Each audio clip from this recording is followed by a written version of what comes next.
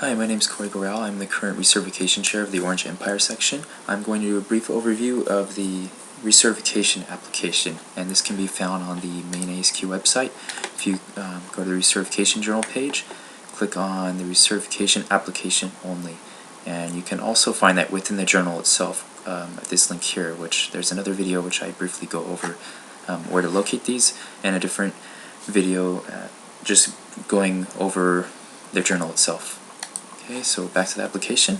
As you can see on the top left here, this is where you'll put in your certification number and expiration dates.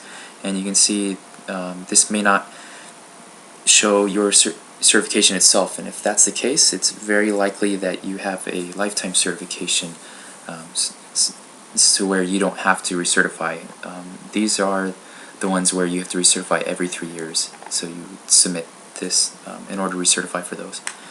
So here is where you'd select yes, no, or not applicable for synchronization. And so synchronization is harmonizing or moving your certification expiration dates to the same date so that you don't have to submit multiple recertifications over several years and several payments. So what it would do is, like say you had a CQA, CQE, and CSSBB over a couple years, so all the expiration dates are different. So now if you click yes on this, it'll bump back all three to the earliest expiration date. So now you can submit a recertification every 3 years and a payment, if you're a member, of just $89 instead of 3 separate applications and 3 separate payments of $69.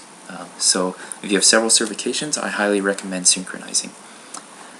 Alright, so here's where you put your information in, your member number, section number, name, address, and so on.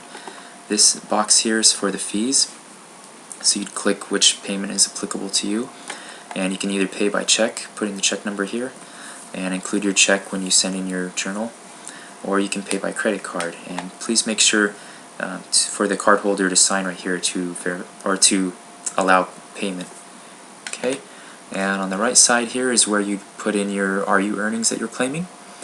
And so you can see it's broken down by sections, and the journal supports this. It shows, like you can see in this column here, maximum RU credit allowed, as well as here's just a very brief breakdown of the RU earnings per section. But if you go to the journal itself, it'll show you far more detail, as well as what activities are applicable and what documentation is required. So please look at that so you know what you are actually able to claim. And so on this column here, you'd put in how many you're claiming. So for example, maybe you're claiming 7 credits as a student, or possibly you're claiming by hours, but in this case we'll say credits. So I'd put a 7 here, and then you would want to total that at the bottom here. Okay, and then please make sure to sign and date at the bottom left here to approve this application, and then you'll go ahead and send this along with your supporting documentation to your certification chair. All right, thank you for your time.